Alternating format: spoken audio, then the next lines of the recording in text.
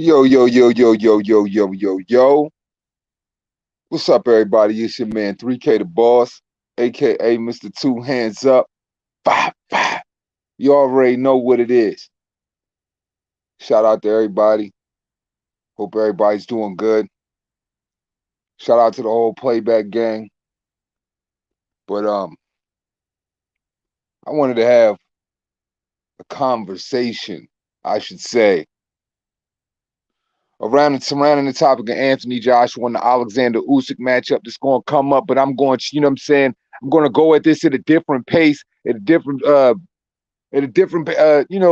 speed, because I feel as though I need to say certain things and I need to speak to the fighter that is Anthony Joshua, the warrior spirit that is, Big Femi. I need to talk to this. I need to talk to this guy who's accomplished so much in so little time. The guy who has legitimately put boxing all the way on his fucking back and literally resurrected boxing from the dead, filling up stands to the days of rivaling the old matches of, Sugar Ray Leonard, the Mike Tysons of the world, the Jack Dempseys of the world, on those type of levels. A guy that can fill up stadiums, a guy that's got the look, a guy that's got the physique, a guy that's got the power, a guy that can, came along pretty fast. Once again, took the world by storm. But when I'm speaking to this dude, man, look, man, he's in a state of emergency. And I don't know if it's really on his mind how real this shit really is. Because I don't like the philosophical, I don't like the Confucius shit. It's like, bro, I need you to be a real person for once in your life. Yes, he's a very much real person. Is he a great guy? Absolutely. But when I'm speaking to the fighter that is Anthony Joshua, I need you to really turn it on. I don't need the PC shit. That ain't gonna cut it, bro. Like, I don't know. When I look at Alexander Usyk sitting over in the press conference and I look at Anthony Joshua, yeah, of course, we all know you got your ass whooped and all of that. But fuck all of that shit. I want to hear, yeah, the nigga beat my ass, but I'm coming to punish this dude. Ain't no losing in my vocabulary. I'm going to smash him. He a little dude to me. Yeah, the little dude went out there and he slaughtered Goliath, but this is a whole different story. I'm about to smash this nigga grapes. On God, I don't get that feeling. I'm not getting, that chilling vibe that's like when I'm going into this shit, I don't know if he's going to get it done. Y'all might be comfortable with it. I don't know if I really am. So when I'm speaking to him and his character, bro, I'm trying to wake up a level of fire in an individual's gut and his soul to make this motherfucker want to go on a completely different level, because it has to be at a completely different level. He has to be an elite heavyweight brawler, heavy on the front foot, thumping on this guy. Fuck his movement, fuck his boxing, all of that. Go for the gusto, AJ. Like, it can't be nothing else. It's got to be oh shit, MSG. When I got knocked on my ass the first time, rattled a little bit, rattled my mental, rattled my physical, and in front of a packed house. When you try to go show out in front of the world, it didn't go like that. But you got to go back to that heavyweight who's swinging heavy hands. If we don't get that from you, we're not going to get shit at all. And I'm telling you, it's bigger than just Anthony Joshua. And I don't know if that might be playing on his mind as well, but it's bigger than just him. This shit got everything to do with the state of boxing. If Alexander Usyk wins, absolutely. Is he a great talent? Absolutely. But is Tyson Fury going to fight that guy? I don't know if he really wants that headache. Because Alexander Usyk is going to need an Anthony Joshua. He's going to need a Tyson Fury. Fuck, he might even need a Deontay Wilder if he had some nuts. That would be a pretty interesting matchup. But I don't think he carries the star power to bring people the way Anthony Joshua brings people. Is Alexander Usyk special boxing-wise? Absolutely. But there's a certain thing that Joshua has, that Canelo has, that Sugar Ray Leonard had, that Mike Tyson had, that draws people to you. I don't know if people are going to get that from Usyk, and the fact that he's learning to speak the language, but he don't speak it fluent. So I don't know if people really going to take to him like that. But the world take to Anthony Joshua. I seen him come out. But as far as him, right now, I don't know if he has the confidence. I don't know if I really see it or not. I really don't. Maybe you guys do. I'm going to look down here and see who's in the building because I haven't looked down yet. I just had to get that out real quick because I'm just not recognizing what I feel as though is an individual that's confident going into this match. Man, you got to hear what's going on outside. I mean, it ain't no secret. Robert Garcia is not no southpaw killer. He's not. Does that weight? I mean, this has to play into account somehow, some way. I'm just saying. But shout out to all the bros. Joe Boxer, what's goody? Boxing God, what's goody? Jared Hilliard, what's popping with you? Sam Shaw. Man, listen, man. I don't know if y'all really, really understand how much this shit means to the sport, bro. You got to have, boxing has to have major figures. And especially in a time we're in where the character is literally like leading the wave in the wrong type of characters. You know, the Gervonta type of characters, the Jamal type of characters, those type of characters. They're getting the I don't know, the smoke screen kind of airtime. That's the shit people gravitating to. The conversations are going away from, no matter how blatant you put them in any division, when it comes down to, I would say, unless the smaller divisions, because they're going to be respected, because you got to be a hardcore to pay attention to the smaller division. But as far as all of the other divisions, I mean, seriously, the conversations are turning to, we don't give a fuck about the belts. Man, this guy goes out here and does this, does that. What the fuck? They don't even care about opposition, and they're letting us know that. So we need that figure, that shining light that can actually bring out the masses and will deliver when it comes to the opposition. Or man, the cookie will fucking crumble. So for me, I want Anthony Joshua to win because boxing, man, Canelo can't do it all, man. Canelo's 3 times a year. Anthony Joshua's only going to be about 3 times a year, 4 if you're fucking lucky. So, I mean, how many special guys do you got like that? You don't have many. I'm just saying. I'm just saying. It is, man. And in the world where it's so weird, like, okay, I posted the short and shit. And I said, yo, Tank Davis ain't fought Lomachenko. He said he was going to fight Lomachenko. He didn't do it. He said he was going to fight Tevin Farmer. He popped all of that shit in the public, in front of all the cameras. The little Sonic chili dog eating, slushy cherry slime, sushi drinking bastard didn't do it.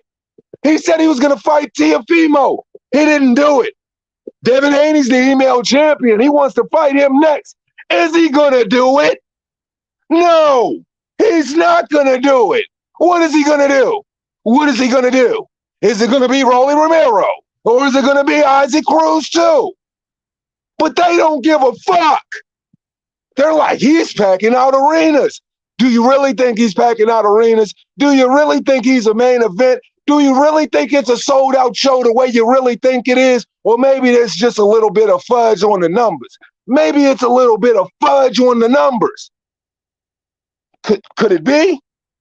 I'm just saying.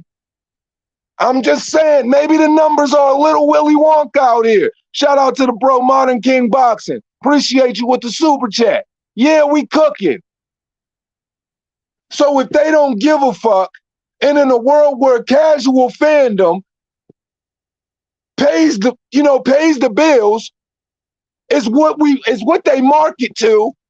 Shit, the AJs of the world are very fucking necessary.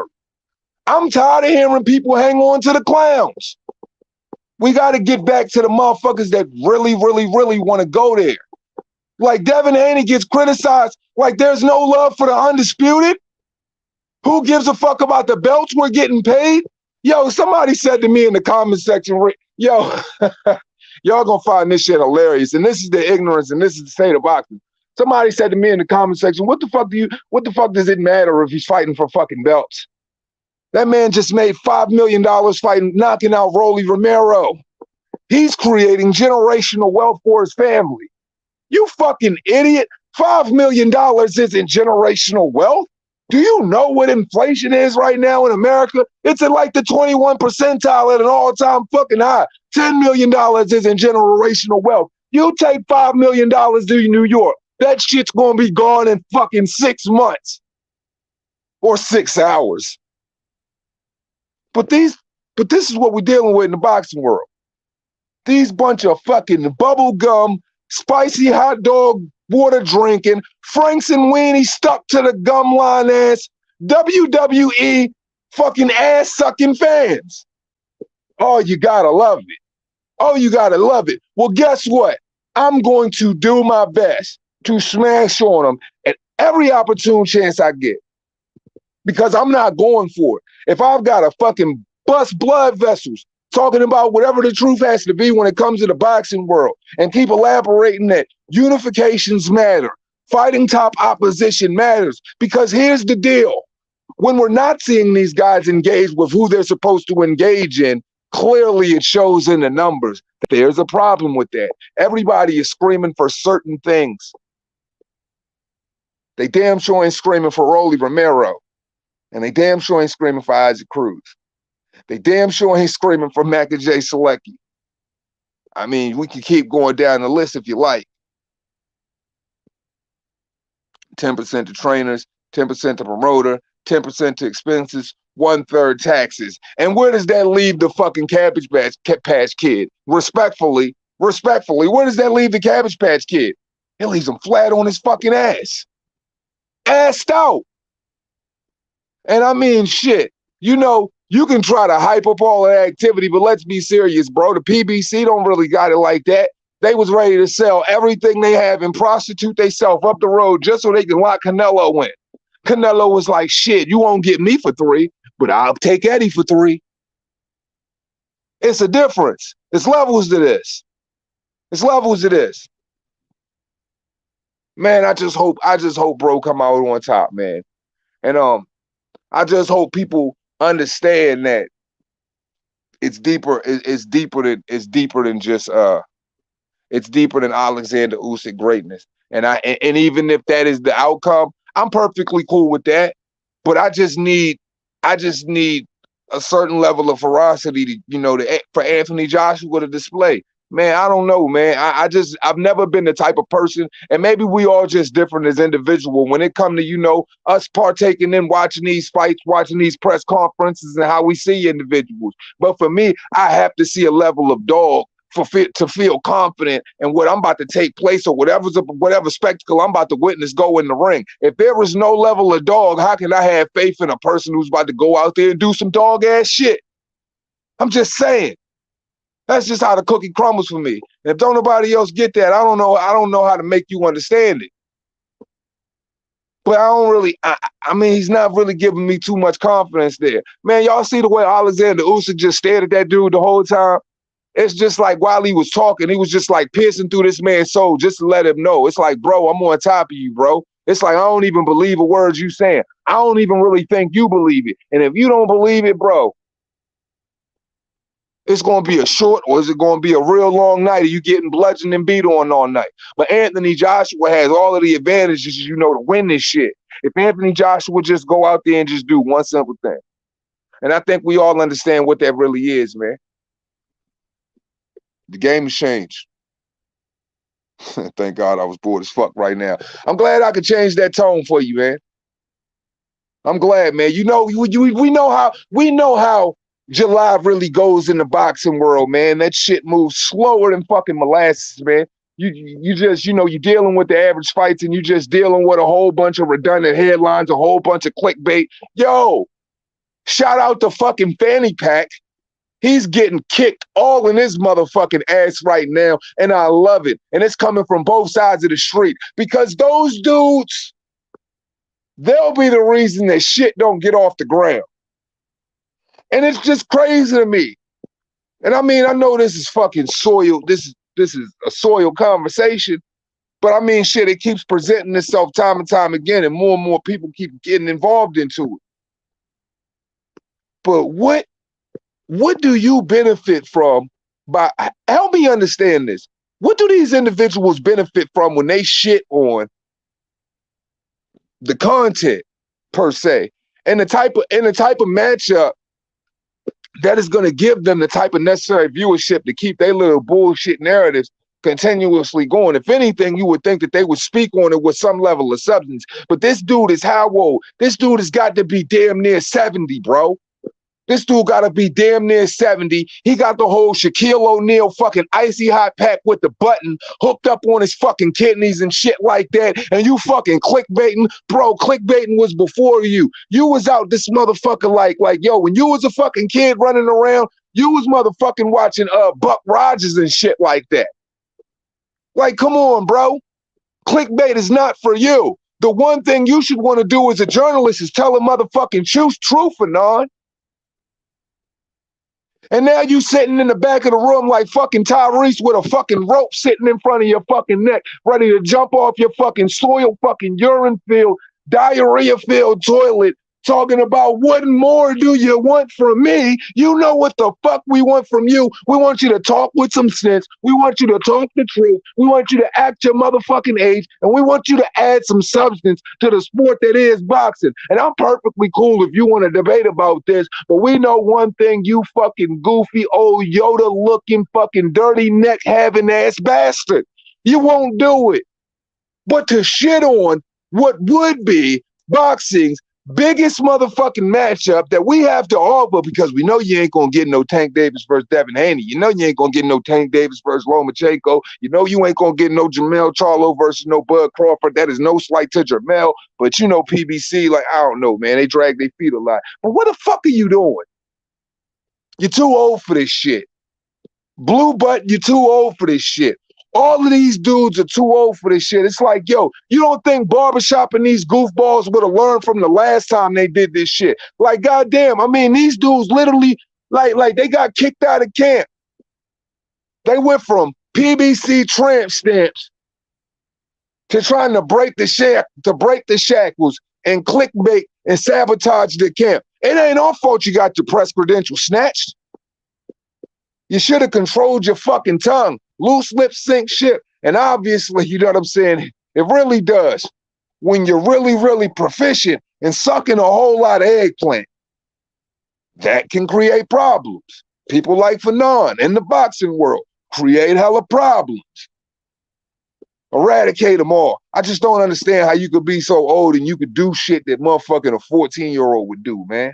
Fucking TikTok, baby. Fucking Benjamin Button syndrome having ass TikTok, baby. Stop the misandry, Fanon. Stop the misandry. For real. All of that. Shout out to Pigeon Mike, man. 13,000 a month. What more do you want from me?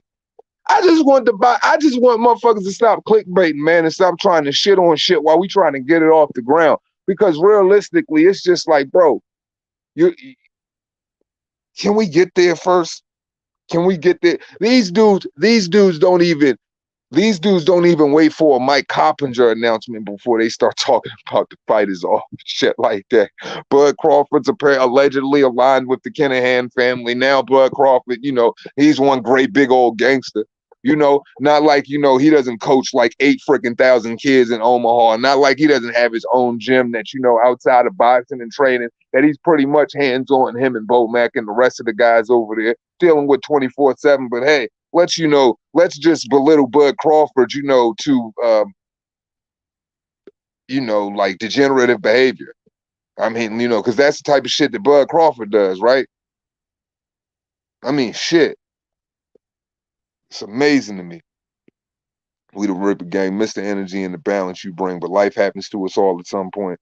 We just handle and move forward. I'm smoking and sipping 1738. Hey, man, ain't nothing like the Remy 1738. Very, very, very nice VSOP, man. Love it. Very nice, smooth cognac, man. I was a very, very huge fan of 1738. Still am. I've been on this Jameson kick lately. That shit's been pretty fire, man. I'm not even gonna lie. Been knocking me on my ass, but pretty fire. And yes, life does happen. But like I said, man, I'm getting in a routine. I'm figuring this shit out.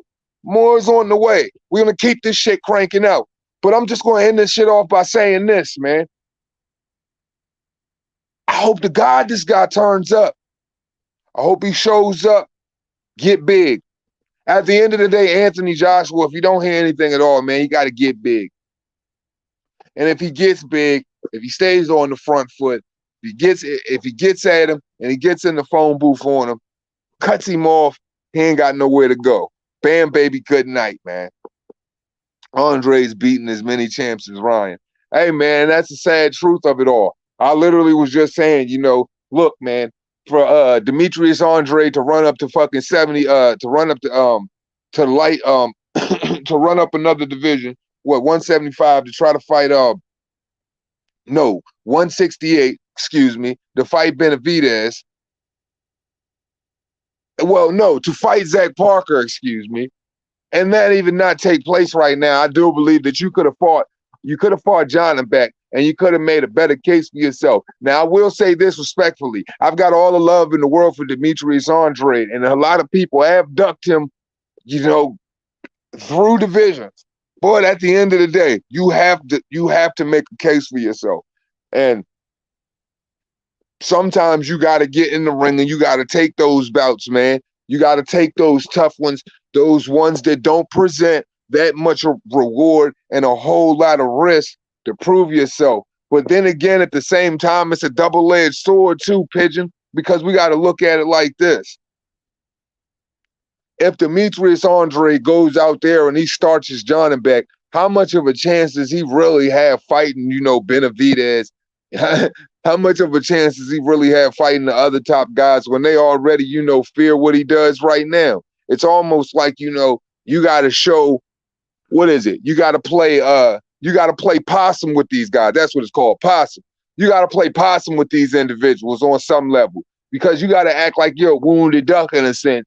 Go out there and look average against average opponents.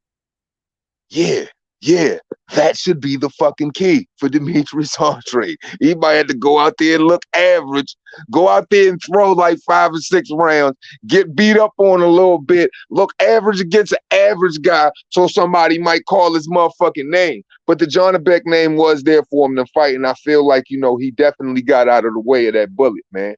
Because I'm saying, not saying that Demetrius Andre can't beat him, because he can, but that's a hell of a motherfucker. That's a hell of a mountain to climb, bro. Bro ain't coming out there playing. Because I ain't going to sit up there and say Rob Brand is no Demetrius Andre, but Rob Brand, Demetrius Andre kind of are like the same fighter. But Rob Brand got those amazing blazing combinations and shit like that, man. And that shit ain't do nothing with John Beck, man. John Beck ate that shit, man, and he just motherfucking stomped that man out.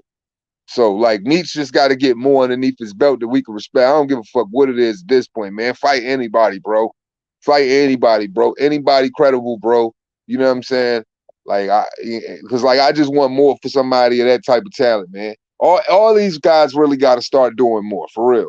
Like the Canelo shit. Get that shit up out your mind, and just fight whatever opposition is out there and available to you. Because honestly, for real, it's going to build a better resume because here's the deal.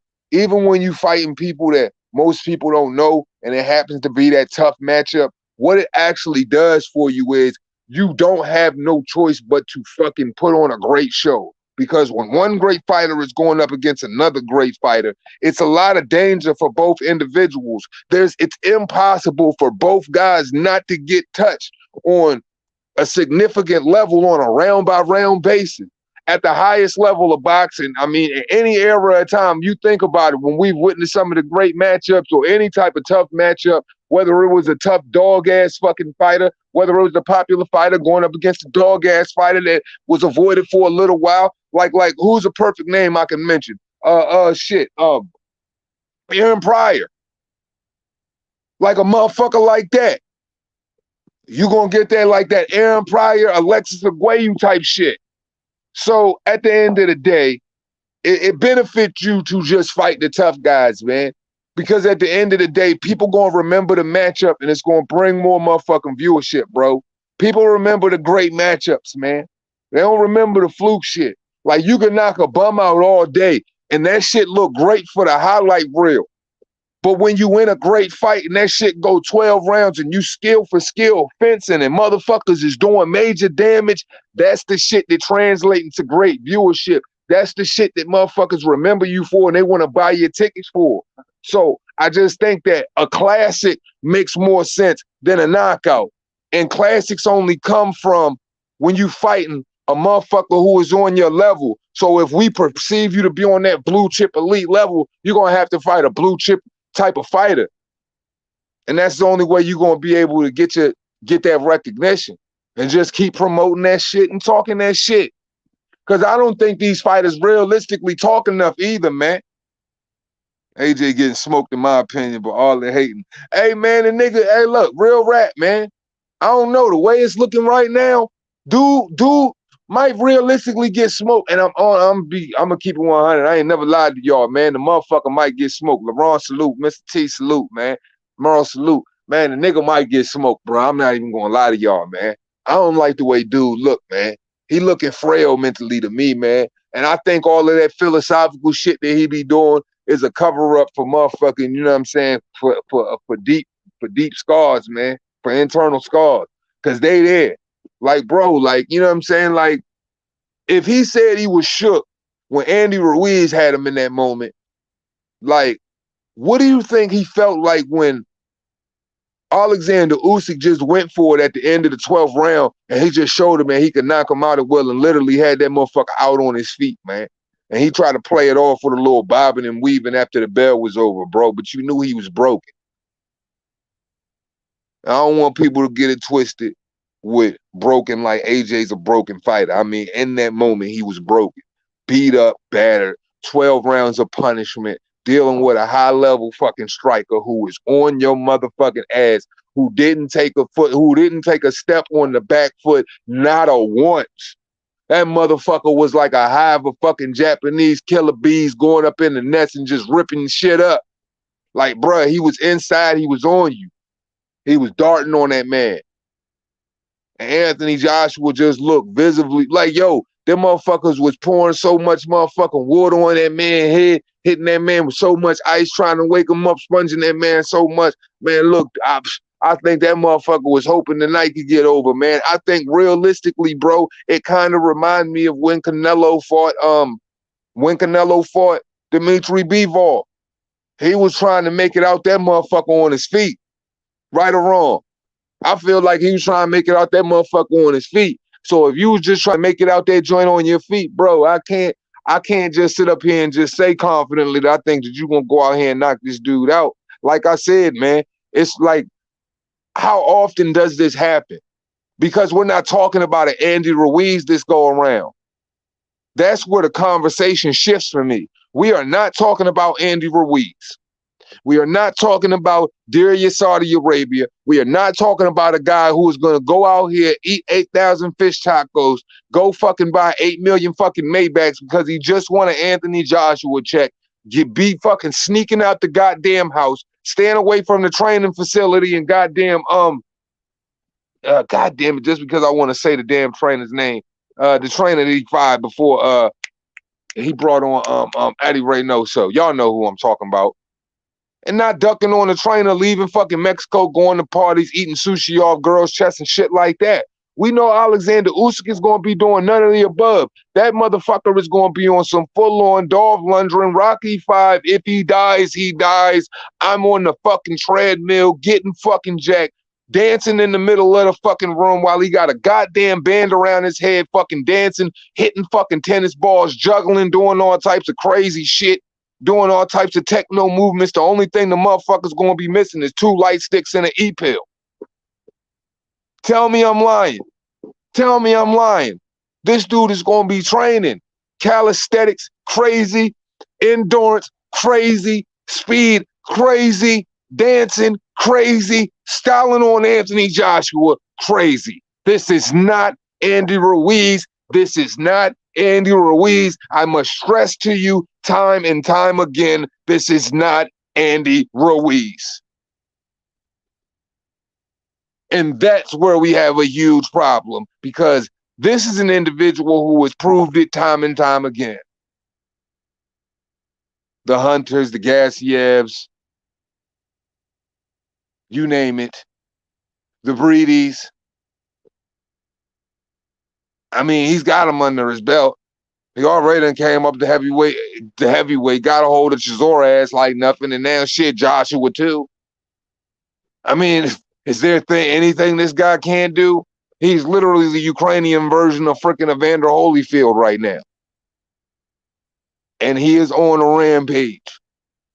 And it's just like, yo, when you look at a guy like that, it's like, how do you break from placing your bet on Anthony Joshua? Size, dimensions, and all of that, yeah, those things do matter. But if a heavyweight can't step into what he knows, and he hasn't really been a knockout artist, yeah, he sent Kubrat Pulev a little bit. He sent Kubrat Pulev spinning, but who has the higher IQ in this situation? I think we all know the answer to that question without having to get too into that. We already know. It would be funny if we end up with Joe Joyce versus Usyk for undisputed. Hey, man, it could happen, man. The slow and the methodical versus the high IQ and the guy that literally looks like he came out of the fucking hospital. Bars. It could literally be that. Shout out to Joe Joyce, man. He just got the fucking body shot victory over, Christian Hammer, right? Yeah, it was Christian Hammer. So shout out to Joe Joyce, man. Joe Joyce just been quietly doing his thing, man. Like Frankie Warren trying to sneak up in there.